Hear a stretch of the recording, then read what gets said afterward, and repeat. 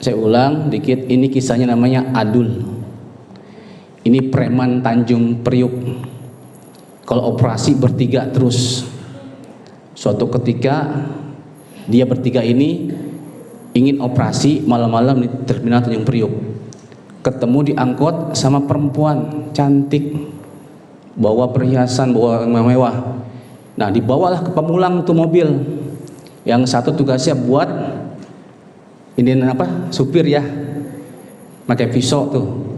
Nah, namanya orang biasa preman, sebuah aksi pasti namanya apa? Ngeboat dulu ya. Mabuk, udah nggak ingat apa-apa.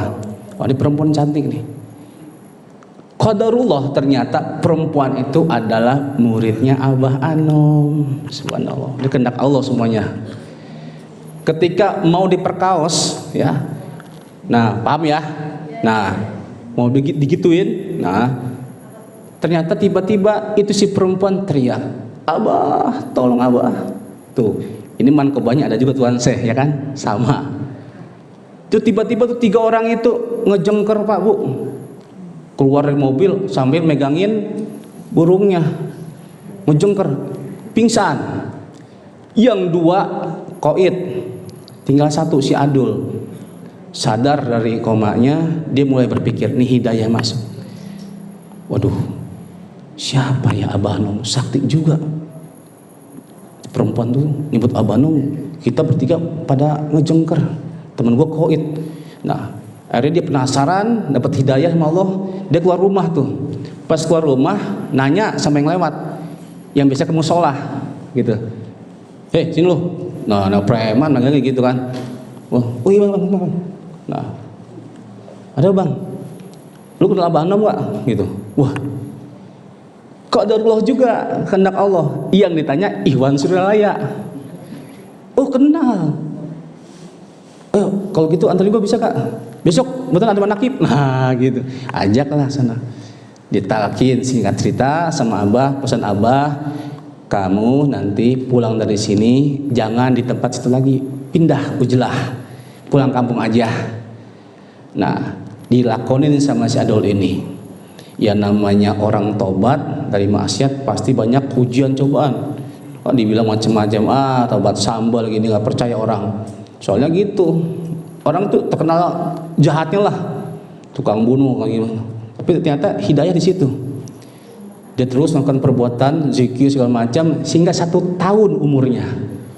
Mati, paginya meninggal, sodek kubur, itu 1 kampung merasakan aroma wangi yang luar biasa. Gitu. Diselidikin, diikutin wangi itu ternyata apa? Dari arah kuburannya si Adul. Sampai saat ini kuburan masih basah merekah. Jadi wali.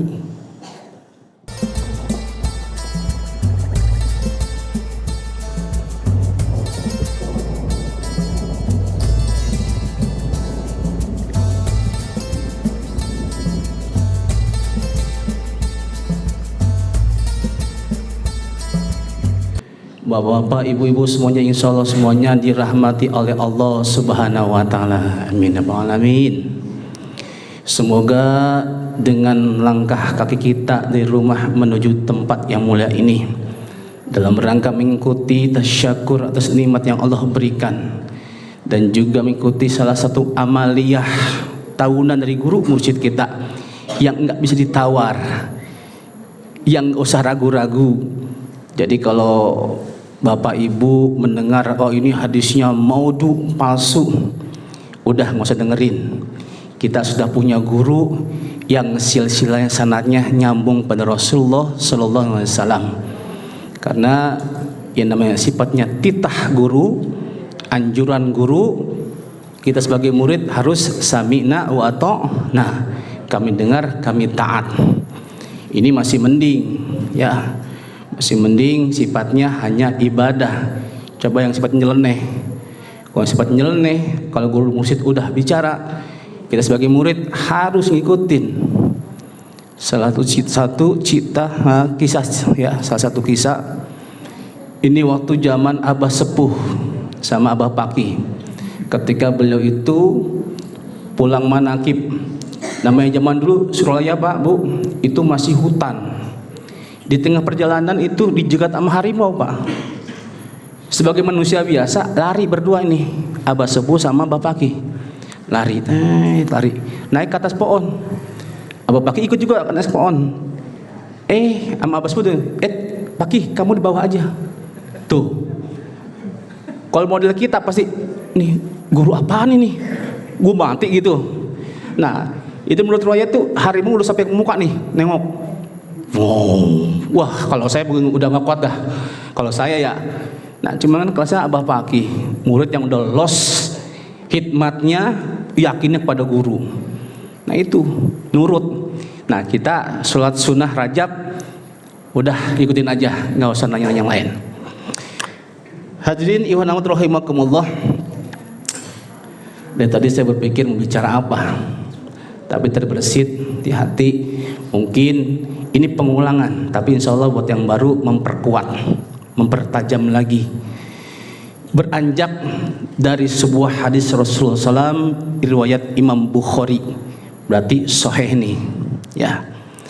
Qala Rasulullah sallallahu alaihi wasallam, inna ahadakum la ya'malu bi amali ahli jannah hatta yakuna ma bainahu wa bainaha illa zira. Fa yasbiqu alai kitab fa ya'malu bi amali ahli nar hatta yadkhuluha. Wa inna ahadakum la ya'malu bi amali ahli nar hatta yakuna ma bainahu wa bainaha illa zira. Fa yasbiqu alai kitab fa ya'malu bi amali ahli jannah hatta yadkhuluha.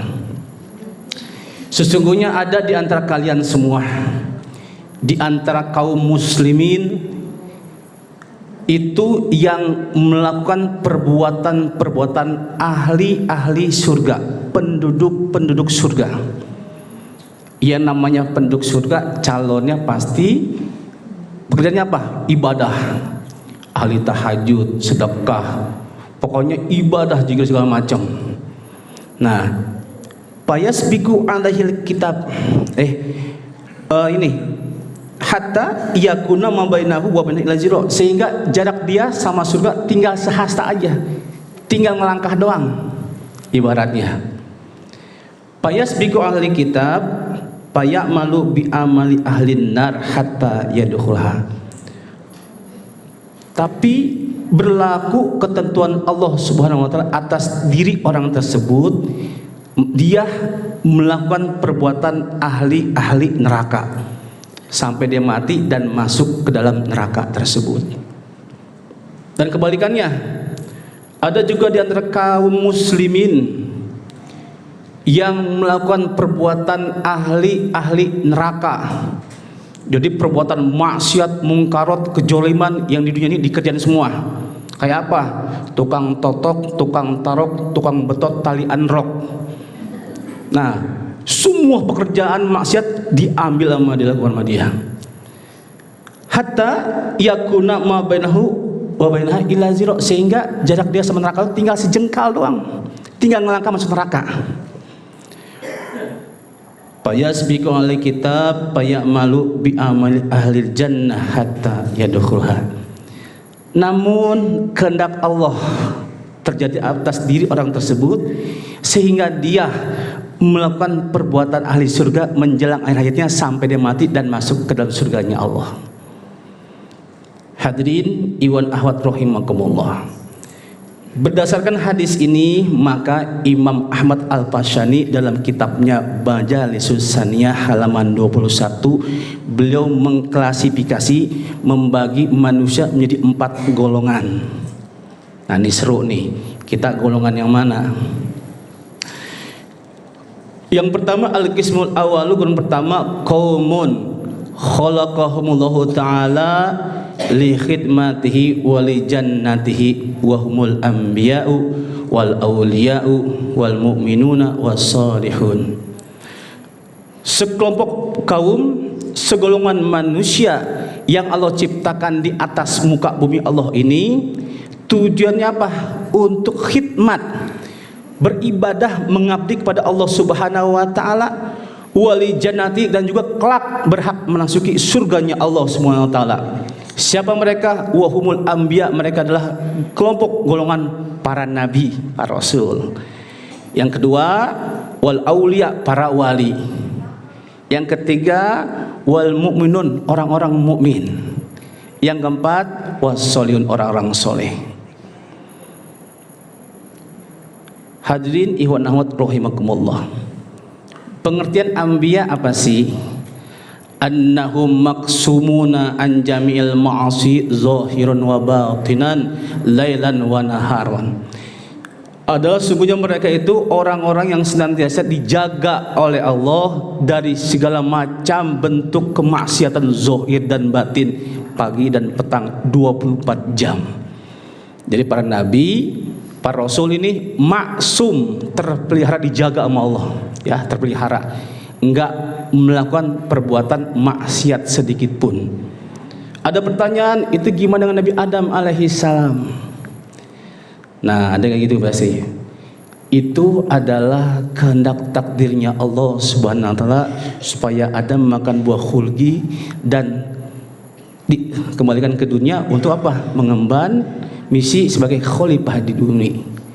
Hal ini pernah diprotes oleh Nabi Musa alaihissalam.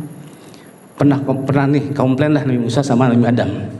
Ceritanya berdua ngomong, wahai Nabi, ini gara-gara ente nih bahasa kita ya. Gara-gara ente kita semuanya di dunia nih susah. Jadi kena ban taklid, sholat segala macam lah. Ini Nabi Musa termasuk yang komplain. Akhirnya Nabi Adam ngomong gini sama Musa, hai Musa, engkau adalah sebagai nabi kalamullah, ya, kalimullah, orang yang bisa bicara dengan Allah langsung. Apa engkau nggak melihat aku di Lauhul Mahfuz sebagai apa? Nah, ternyata di Lauhul Mahfuz itu Nabi Adam tertulis emang harus makan buah khuldi. Disitulah Nabi Musa minta maaf kepada Nabi Adam alaihissalam, gitu ya. Jadi intinya semua Nabi Rasul dijaga dari maksiat zahir dan batin. Yang kedua wal aulia, para wali. Siapa mereka? Man tawalat ta'atuhu min ghairi takhalluli ma'siyatin.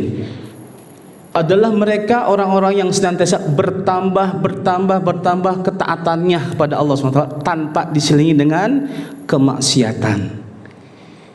Jadi sama dijaga juga. Cuman bedanya kalau para wali itu masih ada bisikan untuk berbuat kemaksiatan, untuk berbuat kezaliman, ada di ilhamin sama Allah juga. Tapi ketika melakukan dijaga sama Allah, cegah. Kisahnya ada, contoh guru kita pengarsa Abah. Pengarsa Abah ana muqaddasul sirruhu ketika habis tahlilan lah ya. Terus makan daging. Namanya daging nyempil di gigi, benar gak? Nah, pas selesai keluar tempat tahlil, di depan rumah itu ada pagar. Pas beliau deketin mau ngambil pagar itu buat nyongkel gigi, tahu kan ya maksudnya? Tiba-tiba mau ngambil, mundur beberapa langkah. Astagfirullahaladzim. Langsung istighfar, astagfirullahaladzim. Nah, ditanya sama murid, Abah, kunaon? Padahal kan tuh sepele, bener gak? Dikit doang mau tes. Itu kan bukan punya Abah, harus izin sama tetap yang punya. Itu segitu. Bapak Ibu pernah gitu gak? Kayaknya gak segitu belum. Sikat dulu mau punya ini bebas ini. Nah gitu. Para wali kayak gitu. Dan setiap perbuatan ini dia langsung ditegur sama Allah. Dan para wali ketika ibadahnya berkurang, ibadahnya enggak semangat lagi, pasti selesai ibadah dia merenung, menghisap diri. Contoh lagi kisah pengarang kitab Al-Hikam Ibnu Athaillah As-Sakandari. Suatu ketika namanya beliau mursyid juga, itu ibadahnya kan mursyid itu di atas 100 rakaat setiap hari. Sholatnya tuh. Kalau kita kan setahun sekali. Ini para mursyid 100 rakaat setiap hari. Bahkan Robiah Al-Adawiyah itu terkenal ahli ibadah, itu sehari semalam 1000 rakaat perempuan. Nah, saat itu Ibnu Athaillah As-Sakandari itu melaksanakan sholat 2 rakaat aja tuh berat luar biasa. Dia merenung, Pak. Setelah selesai sholat merenung. Dari mulai bangun pagi sampai tadi apa yang dimakan sama dia. Semua makanan halal, nggak ada yang subhat. Mungkin ucapan saya diingat. Ada ucapan saya yang menyakiti orang lain? Ada yang sia-sia? Wah, nggak ada. Kalaupun bicara, saya selawatan, saya zikir. Apa ya? Nah, minta dong, ya Allah ya Rabb, tunjukkan apa ini masalah saya nih. Nah, mulai gitu, ditunjukin. Dia jalan keluar rumah halaman, dia nongkrong gitu. Kalau kita kan sambil ngopi ngerokok ya, ngono. Kalau beliau nggak tahu saya ngapain, keluar. Nah, lihat, oh ini masalahnya apa ternyata? Kambing dia makan rumput di rumah tetangga. Ini masalahnya ternyata. Saya nggak izin, langsung datang ke tetangga. Tok, assalamualaikum, Pak, Bu, mohon maaf, mohon diikhlasin lahir batin saya. Ini kambingnya buat ibu, bapak, disedekahin Pak. Itu wali. Bapak ibu kayak gitu nggak? Masih jauh. Saya juga sama, masih jauh. Yang ada itu kan sebenarnya kan boleh aja itu kan, kambing nggak punya pikiran ya kan, main ke rumput tetangga makan gitu. Iya, salah sendiri dia main ke sono gitu kan. Kalau wali harus dicegah. Makanya ada tuh Buya Munpasir, Pandeglang sana, masih hidup sekarang. Itu beliau tuh halamannya jaga. Jadi ayam, kambing itu di sekitar pagar halaman dia, nggak boleh keluar. Kalau keluar udah itu buat orang lain. Itu saking waroknya beliau itu. Gitu. Murid-murid yang datang pun diganti semua bajunya, suruh puasa dulu, dibersihin dulu. Nah itu para aulia seperti itu ya. Lanjut. Ini masih golongan pertama. Yang kedua al-mu'minun. Siapa mereka? Hum khutimu bi khotimatil iman. Mereka adalah orang-orang yang matinya dalam keadaan membawa iman. Tuh bukan muslimun, bukan orang Islam. Karena apa? Orang Islam banyak yang KTM-nya segede beduk ya. Islam tapi kagak sholat. Islam tapi kagak puasa. Nah, ini orang mukmin yang matinya dalam keadaan bawa iman. Paham ya? Nah, itu orang mukmin. Terus as-solihun, was-solihun. Siapa mereka? Wa humul qaimuna bi huquqillahi ta'ala wa bi huquqi ibadillahi ta'ala. Orang soleh adalah mereka yang menegakkan, yang mendirikan hak-hak Allah Subhanahu wa taala. Dan juga hak-hak hamba-hamba Allah di dunia ini. Hubungan dia dengan Allah bagus, hubungan dia dengan sama manusia bagus. Enggak disebut orang soleh kalau sama Allah bagus, tapi sama tetangga masih dengki, masih hasut. Tetangga beli laptop, kitanya pusing meriang. Tetangga beli motor, kitanya bingung, merinding, menggigil. Jangan. Iya, itu aja pikirannya. Nah, itu berarti belum soleh. Dan juga sama manusia bagus, sama Allah kagak, nggak bisa sebut orang soleh. Jadi dua-duanya harus bagus.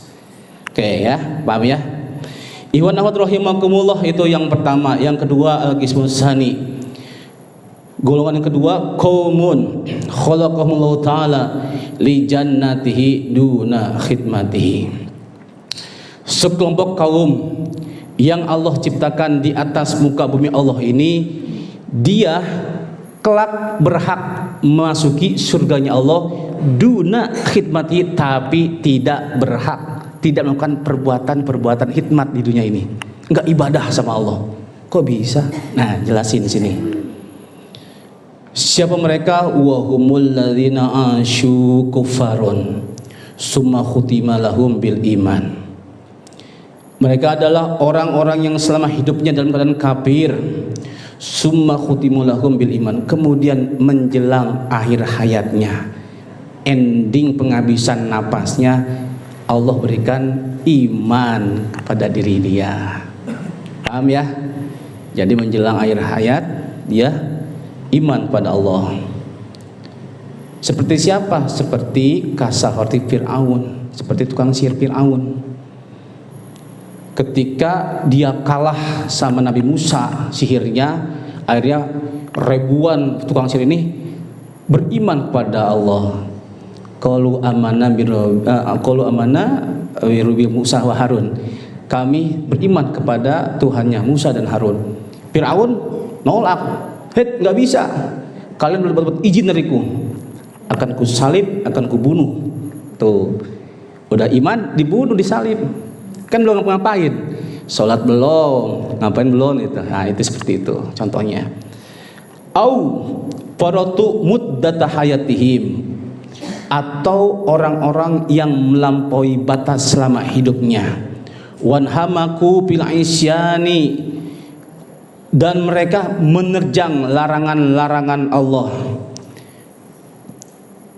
Summa taballahu alaihim indal khotimati, kemudian mereka tobat kepada Allah menjelang akhir hayatnya. Pamatu ala husnil khotimah, maka mereka mati dalam keadaan husnil khotimah. Wat taubah, dan dalam keadaan tobat, wal ihsan, dan berbuat baik. Nah ini yang kedua. Yang kedua ini adalah orang-orang muslim, terlahir dari orang muslim, menjelang akil balik sampai menjelang wafat, itu semua perbuatan maksiat dilakoni sama dia. Yang tadi saya sebutin, tukang totok, tukang tarok, tukang betot tali anrok. Nah, badan semua penuh tato. Nah, ada nih, ini kisahnya ada. Contohnya siapa? Saya ulang dikit, ini kisahnya namanya Adul. Ini preman Tanjung Priuk. Kalau operasi bertiga terus. Suatu ketika dia bertiga ini ingin operasi malam-malam di terminal Tanjung Priuk. Ketemu di angkot sama perempuan cantik, bawa perhiasan, bawa mewah. Nah dibawalah ke Pamulang tuh mobil. Yang satu tugasnya buat ini apa, supir ya, pakai pisau tuh. Nah namanya orang biasa preman, sebelum aksi pasti namanya apa, ngeboat dulu ya, mabuk udah nggak ingat apa-apa. Wah ini perempuan cantik nih. Qadarullah, ternyata perempuan itu adalah muridnya Abah Anom. Subhanallah, ini kehendak Allah semuanya. Ketika mau diperkaos ya, nah paham ya, nah mau digituin, nah ternyata tiba-tiba itu si perempuan teriak, Abah tolong Abah. Tuh ini mankobanya ada juga Tuan Syekh ya kan, sama. Tuh tiba-tiba tuh 3 orang itu ngejengker Pak Bu, keluar dari mobil sambil megangin burungnya, ngejengker, pingsan. Yang 2 koid, tinggal 1 si Adul. Sadar dari komanya, dia mulai berpikir, nih hidayah masuk. Waduh, siapa ya Abah Anom? Sakti juga. Perempuan tuh nyebut Abah Anom, kita bertiga pada ngejengker. Temen gue koid. Nah, akhirnya dia penasaran, dapat hidayah sama Allah, dia keluar rumah tuh. Pas keluar rumah, nanya sama yang lewat, yang biasa ke musola, gitu. Hei, sini lu. Nah preman manggilnya gitu kan. Wah, oh iya bang. Nah, ada bang, lu kenal Abah Anom gak? Gitu. Wah, kok ada Allah juga, kehendak Allah. Yang ditanya Iwan Suryalaya. Oh kenal. Kalau gitu antar juga bisa kak. Besok betul ada manakib. Nah gitu, ajaklah sana. Ditalkin singkat cerita sama Abah, pesan Abah, kamu nanti pulang dari sini jangan di tempat situ lagi, pindah Ujlah, pulang kampung aja. Nah dilakonin sama si Adul ini. Ya namanya orang tobat dari maksiat pasti banyak ujian cobaan. Oh, dibilang macam-macam, tobat sambal gini, nggak percaya orang. Soalnya gitu, orang tuh terkenal jahatnya lah, tukang bunuh kayak gimana. Tapi ternyata hidayah di situ. Dia terus melakukan perbuatan zikir segala macam sehingga 1 tahun umurnya. Mati, paginya meninggal, sore kubur, itu 1 kampung merasakan aroma wangi yang luar biasa. Gitu. Diselidikin, diikutin wangi itu ternyata apa? Dari arah kuburannya si Adul. Sampai saat ini kuburan masih basah merekah. Jadi wali. Tuh, subhanallah seperti itu.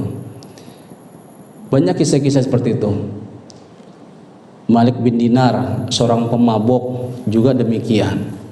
Fudail bin Iyad sebagai wali Allah besar zamannya. Tadinya seorang perampok. Tobatnya gara-gara manjat pohon, pengen nemuin calon bininya, calon GMN-nya, bukan bini, pengen ini nama bininya gitu.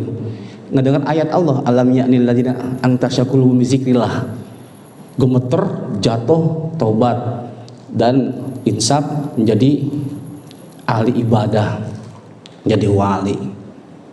Hasan Basri termasuk silsilah mursyid itu sama. Sedikit saya kisahin.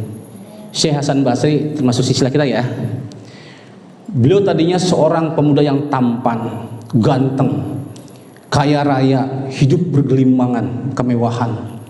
Semua wanita pasti udah ganteng, tampan, duit banyak. Siapa sih yang nggak terpikat? Benar gak Pak Bu? Bu? Iya, iya dong. Iya, saya aja yang nggak ini. Iya, saya nggak ngebanyak duit tapi ganteng banyak yang ngeliatin ya. Nah, gitu. Ini kata bini saya, gitu. Nah, tuh, terus tuh sampai mana tuh kan? Nah, sampai kelihatan gantengnya, sampai kelihatan bagaimana. Suatu ketika nih Hasan Basri, beliau langsung terpikat hatinya, tertuju sama satu sosok wanita. Dia kaget, matanya memandang, Masya Allah, ini dia cewek yang gue cari selama-lama ini. Wah, kalau bahasanya tuh dari belakang tuh seperti apa tuh, cendol jalan tok tok tok tuh. Waduh, gitar Spanyol nah tuh, gitar Spanyol. Wah. Nah, diikuti tuh, nggak sadar tuh. Saking terkesimanya Hasan Basri sama perempuan ini, cantik luar biasa. Jalan kemana diikutin terus. Perempuan itu sama ajudannya berdua nih, nengok ke belakang. Kamu ngapain ngikutin mulu dari tadi? Enggak, gitu.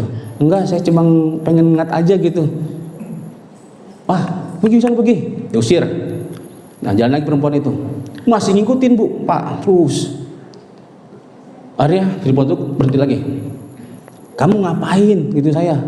Hati-hati kamu. Kenal anak Allah, digituin perempuan. Ini perempuan orang soleha, gitu. Aku tertarik dengan wajahmu, dengan matamu. Oh, kamu mataku tertarik. Baik kalau gitu, tunggu sebentar. Nah, masuk nih perempuan ke rumah. Masuk ke rumah. Terus kemudian pembantunya nih ngebawain baki, tahu kan baki ya? Baki itu nampan, tutupin sama selampe. Tapi di sampe itu aneh, ada bercak-bercak merah. Ini apaan? Pas dibuka Hasan Basri, ternyata 2 biji mata perempuan itu. Astagfirullah. Kaget gemeter tuh Hasan Basri. Ya Allah, ini apa maksudnya? Ini pesan dari nyonya saya. Ini kan tua tadi demen sama matanya, ini dikasih.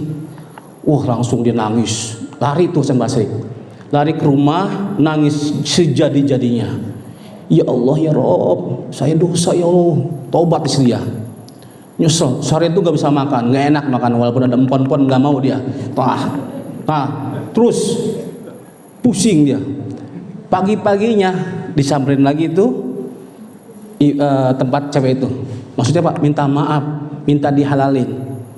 Pas lihat kok rumahnya gelap sepi. Ditanya tetangga sebelah, Bu, ini rumah ini kemana orangnya? Itu si perempuan itu meninggal. Yah, makin dia stres Bu, Pak. Pusing ya Allah, gimana? Lemes. Pulang ke rumah, 3 hari 3 malam di rumah beliau mengurung diri, nangis sejadi-jadinya, taubat kepada Allah. Akhirnya malam itu ngimpi ketemu si perempuan itu. Dan kenapa? Lebih cantik dari yang dilihat di dunia, masuk surga. Samperin sama Hasan Basri, Nyonya, saya minta maaf, mohon maaf lahir batin, minta diikhlasin, dihalalin. Nggak apa-apa, justru gara-gara kamu aku dapat kedudukan seperti ini. Tuh, taubatnya seperti itu. Nah, ya seru ya, banyak kisah itu. Tar sedikit. Itu yang kedua.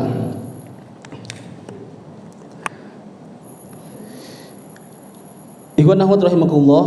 Kemudian kelompok ketiga, al-qismus salis qaumun khalaqahumullahu ta'ala la li khidmatihi wala li jannatihi wa humul kuffar alladzina yamutuna 'alal kufri hurimu fid dunya na'imal iman wa fil akhirati yu'azzabuna bil azabi wal hun.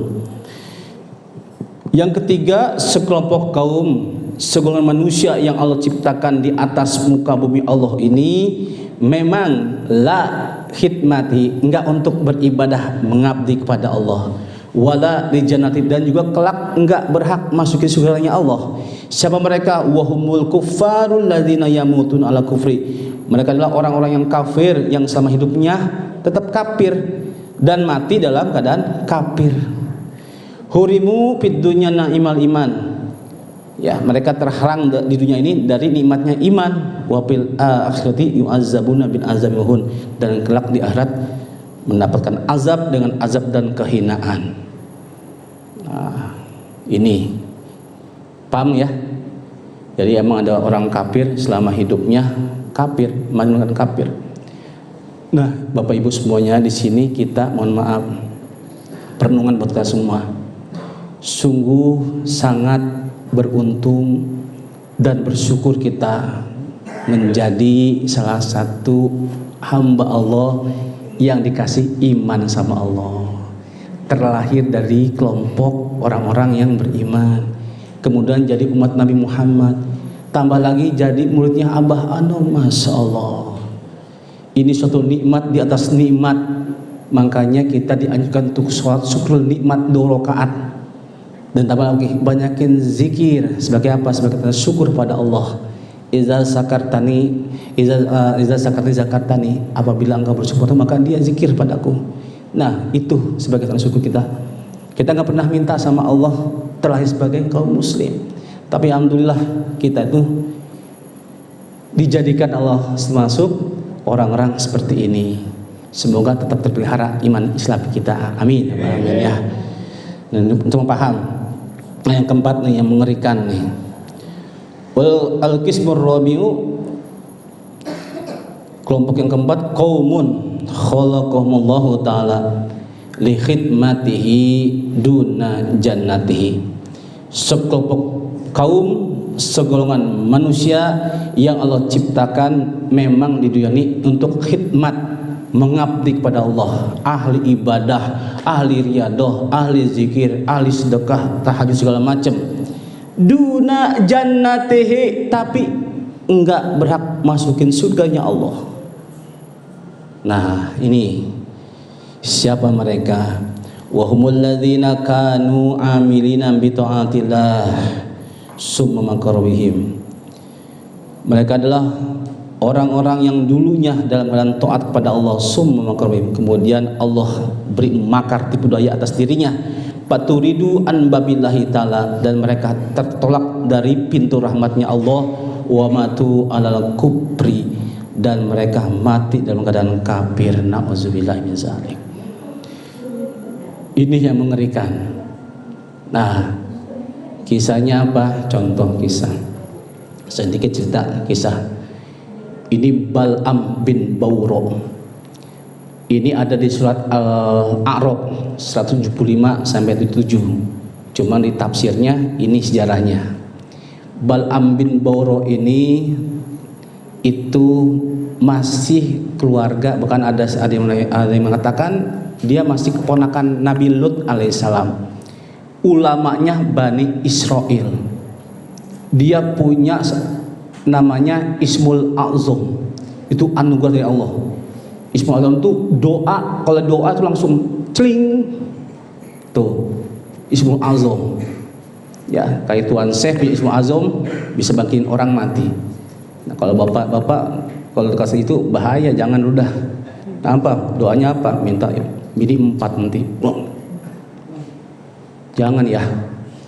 Jangan udah, kasihan. Makanya belum dijawab itu. Nah, ini Nabi Musa ketika sama kaumnya dikejar sama Fir'aun, akhirnya Allah disuruh hijrah ke Syam, melewati namanya kampung Kanaan, daerah kawasan Kanaan namanya. Yang namanya Kanaan ini luas wilayahnya, dan dikuasai oleh beberapa pejabat-pejabat. Nah, pejabat-pejabat ini yang merasa khawatir kalau Nabi Musa nanti menguasai lahan itu, sehingga kumpul mereka untuk melakukan konspirasi 9 naga contoh. Memang seperti itu ya, dirapat seperti itu. Untuk apa? Mencegah supaya Nabi Musa nggak sini. Ada yang lapor sama ini yang apa tuh? Kita kan punya tokoh siapa? Bal'am bin Ba'ur. Dia kan doanya makbul. Tinggal doa langsung dijabah. Oh iya, akhirnya datanglah singkatnya nih. Hai Bal'am, tolong dong doain Musa beserta kaumnya supaya mereka itu nggak bisa masuk ke sini. Kalaupun udah masuk, biar nggak bisa pergi, biar nyasar. Wah, awalnya Bal'am nolak. Kenapa nolak? Karena tahu Musa ini nabi, gitu. Nggak mungkin bisa dia. Nah, dibujuk rayu nggak bisa. Akhirnya nih kelompok-kelompok ini, pejabat ini ngadunya apa? Ke istrinya. Nah ini nih, istri kurang ajar ya akhirnya nih. Dirayu, hei, bu, ini ibu yang ini ya maksudnya ya. Nah, kan udah lama kere, iya. Udah pernah belum ngeliat emas segede ini rate kapal? Belum, gitu. Nah, mau ngeliat? Mau. Nah, tunjukin tuh berlian, emas segala macem. Namanya perempuan melihat, jangankan emas segede rate kapal, segede gini aja langsung, wih, tuh perempuan, wah, akhirnya apa? Nah ini boleh mau gak? Mau, ada syaratnya. Rayu suami ibu supaya doain Musa. Oh itu gampang katanya. Gampang. Kenapa? Nih si istrinya Bal'am ini ngomong, bang, ada apa? Nah, abang kan punya doa makbul. Iya emang kenapa? Tinggal doa doang gampang deh. Gitu, ntar malu kasih deh servis. Gitu. Kalau enggak mau nih. Kalau laki digituin pusing. Gitu. Untuk udah empon. Nah, terus akhirnya ketipu akhirnya nih. Di ujuk-ujuk, gampang bang udah. Abang ulama, doanya makbul, doanya sebentar tinggal tobat. Allah kan terima tobat. Iya juga ya. Nah, iblis mulai menggoda Bal'am. Iya, gua doanya makbul. Ini harta kapan lagi? Kapan gua kere? Iya. Udah, setuju tuh sikatnya. Akhirnya setuju. Mulai dia punya keldai mendatangin Musa dan kaumnya. Lari ke atas gunung Husban namanya. Husban ke atas. Ini keldainya ketika jarak 1 kilometer mau dekatin berhenti. Nggak mau. Dikubukin. Nggak mau tuh. Hayo, nggak mau. Dipaksa, akhirnya mau jalan lagi. 500 meter berhenti lagi. Dipukulin lagi keldainya, nggak mau. Akhirnya Allah izinkan tuh keldai bisa bicara ngomong. Nengok ke si Bal'am, hei, lu nggak sadar itu Nabi Musa, takut sama Allah. Nah, Bal'am karena sudah dipengaruhi jiwanya dengan iblis dan syahwat, nggak peduli, gitu. Udah, nah akhirnya dia jalan tuh, doain, tuh, ini si Mu'azzam doain. Umpamanya gini lah, gaulnya gini bahasa saya namanya. Ya Allah, tolong silakakan kaum Kanaan. Jadi Allah diputar lidahnya. Yang tadi suruh nyelakain kaumnya Musa, Kanaan. Oh, ini pada pejabat-pejabatnya pada, kok lu salah doanya, malah doain kita celaka. Nggak tahu nih. Ya Allah, semoga kaum Kanaan celaka. Ini lagi. Wah, dari situ sadar, ini yang aku takutkan. Ini Allah yang ini, bukan saya. Akhirnya di situ langsung sama Allah dihukum. Bal'am lidahnya ngelel sampai bumi kayak anjing, gitu. Situ hukumannya. Terus gimana ya? Kan gua udah ngeluarin duit miliaran, udah semuanya. Udah satu cara deh katanya. Apa? Akhirnya bikin tipu makar. Hei, para pejabat Kanaan, kalian kan punya putri-putri, punya perempuan-perempuan. keluarkan semua, beri dia pakaian-pakaian yang menarik. Nah, suruh apa? Suruh jadi pelacur, datang ke kaumnya kaum Nabi Musa. Nah, ada apa? Singkat cerita, terjadilah perzinahan di kaum Bani Israel. Situ menurut riwayat sejarah, Nabi Musa dan kaumnya itu 40 tahun nyasar, nggak bisa keluar. Nah, akhirnya Nabi Musa sadar. Nabi Musa bertanya sama Allah, ya Allah ya Rabb, apa nih sebabnya? Ini sebab doanya Bal'am bin Ba'ura. Kaget Nabi Musa. Kenapa? Karena Nabi Musa tahu ini ulama Bani Israel, ulama. Kalau dalam Al-Quran itu sebentar lagi, sebenarnya derajatnya kalau sabar akan jadi nabi itu. Akhirnya apa? Allah tutup hatinya, mati dalam kafir. Bal'am bin Ba'ura terkenal, na'udzubillah. Nah, itu ya. Jadi singkat dari kisah ini, dari 4 gelombang ini, kita semuanya harus baik sangka. 2 hal yang menyebabkan kita bahagia di dunia. Yang pertama, baik sangka kepada Allah. Yang kedua, baik sangka kepada makhluk Allah. Siapapun mereka, umpamanya saat ini mereka terlihat lagi menjajakan dirinya di pinggir jalan sebagai pelacur, siapa tahu endingnya dia masuk surga, taat menjadi ahli ibadah. Contoh siapa? Robi'ah al-Adawiyah. Beliau tadi seorang pekerja malam gitu, jadi ahli sufi, masya Allah tuh. Dan 2 hal yang membuat celaka tidurnya, buruk sangka kepada Allah, buruk sangka kepada makhluk Allah. Sedikit penutup kisah tentang baik sangka pada Allah. Ini ada seorang syekh, seorang syekh yang mempunyai murid ribuan orang, ratusan orang. Di antara murid-muridnya ada 1 murid yang sudah jadi, bahkan dia diberikan oleh Allah itu kasab. Tahu kasab Pak Bu? Bisa melihat sesuatu itu tembus ya. Jadi kalau Bapak jangan dulu, bahaya. Nanti ngeliat dinding orang, nanti ngeliat rumah janda, tembus nanti. Jangan. Nah, ini beda. Ini kasab di sini. Ini si murid ini dia bisa melihat nih, kening orang ada tulisan Sa'idun Sakiyun. Tuh, bahagia celaka. Orang yang ketahuan ahli surga dia tulisan Sa'idun. Oh, nah, suatu ketika dia kayak begini ngikut halakoh ke dapat manakib khotaman, tiba-tiba dia mandang wajah gurunya, Allah bukakan hisabnya. Cok, terbuka, dia kaget. Kenapa? Itu gurunya tertulis di keningnya Sakiyun, ahli celaka. Langsung dia sok, kaget. Ya Allah, guru saya kok Sakiyun, ahli celaka. Bingung dia, dilema. Kenapa? Guru yang selama ini dia cintain, yang selama ini dia agungkan, dia patuhi, kok ahli celaka? Dia stres, bingung. Akhirnya nggak pernah datang manakib lagi, nggak pernah datang khotam lagi umpamanya nih, datang situ. Akhirnya gurunya nanya sama murid yang lain, ini si Fulan kemana ya? Kok udah berapa minggu nggak pernah ngaji nggak ngaji ini, nggak pernah datang nih, nggak pernah datang khotaman gimana? Nah, bikin pon. Nah, akhirnya ada yang tahu kan rumahnya? Ada guru, rumahnya di kampung sono, pojok sono. Oh ya. Akhirnya gurunya yang datang ke tempat beliau. Datang, tok, assalamualaikum.